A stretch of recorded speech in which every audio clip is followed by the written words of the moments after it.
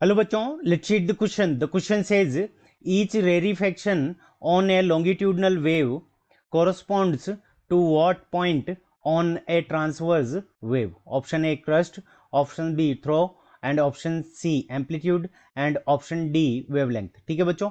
सो इस क्वेश्चन के अंदर हमें यह पूछा है कि जो रेरिफेक्शन होता है लॉन्गिट्यूडनल वेव में वो किसके कॉरस्पॉन्डिंग पॉइंट होगा ट्रांसवर्स वेव के अंदर. ठीक है बच्चों. सो इस क्वेश्चन को करने के लिए हम क्या करेंगे, की कंसेप्ट अप्लाई करेंगे. सो की कॉन्सेप्ट. अब की कॉन्सेप्ट के अंदर सबसे पहले हम बात करें लॉन्गिट्यूडनल वेव की. सो लॉन्गिट्यूडनल वेव. ठीक है बच्चों. सो हमारी जो लॉन्गिट्यूडनल वेव होती है वो क्या होती है, उसके लिए हमें क्या चाहिए, मीडियम रिक्वायर्ड रहता है. लॉन्गिट्यूडनल वेव के ट्रेवल करने के लिए हमें किसकी रिक्वायरमेंट रहती है, मीडियम रिक्वायर्ड. तो मीडियम रिक्वायर्ड रहता है इसके लिए. अब जो हमारी ट्रांसवर्स वेव होती है, ठीक है, तो ये हो गया हमारा लॉन्गिट्यूडनल वेव. और अगर हम बात करें ट्रांसवर्स जो वेव होगी हमारी ट्रांसवर्स वेव. अब ट्रांसवर्स वेव के लिए हमें क्या है कि मीडियम की रिक्वायरमेंट नहीं रहती. सो ट्रांसवर्स वेव के लिए क्या होगा, नो मीडियम रिक्वायर्ड. यानी इसके लिए हमें मीडियम की रिक्वायरमेंट नहीं रहती है. ठीक है, नो मीडियम रिक्वायर्ड.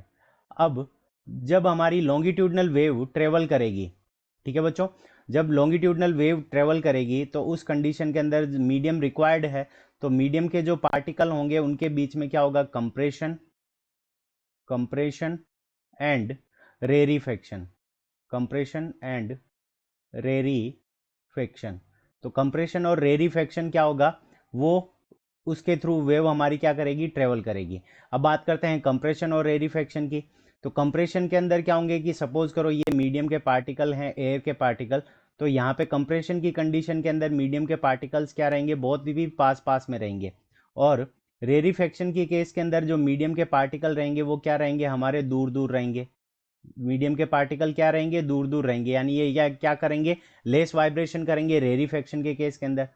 तो ट्रांसवर्स वेव जब हमारी ट्रेवल करती है तो उसके लिए क्या बनता है, उसके लिए एक बनता है क्रस्ट और दूसरा बनता है थो.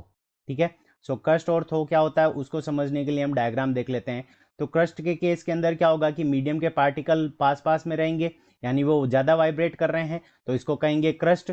और ये वाला जो पॉइंट होगा वो हमारा क्या रहेगा, जिसके अंदर मीडियम के पार्टिकल्स क्या रहेंगे, दूर दूर रहेंगे, तो इसको हम क्या कहेंगे, थ्रो कहेंगे. सो ये हमारा हो गया थ्रो. और वो हमारा क्या हो गया, क्रस्ट, जहाँ पे मीडियम के पार्टिकल क्या है, पास पास में है और ज़्यादा वाइब्रेट कर रहे हैं. तो देखो रेरिफेक्शन के अंदर मीडियम के पार्टिकल कम वाइब्रेट करते हैं और दूर दूर रहते हैं, तो वो किसके कॉरस्पॉन्डिंग हो जाएगा, तो वो हमारा थ्रो के कॉरस्पॉन्डिंग हो जाएगा. सो ऑप्शन बी के अंदर दे रखा है हमें through. So option B is the correct answer of this question. I hope you understood it well. Best of luck. Thank you.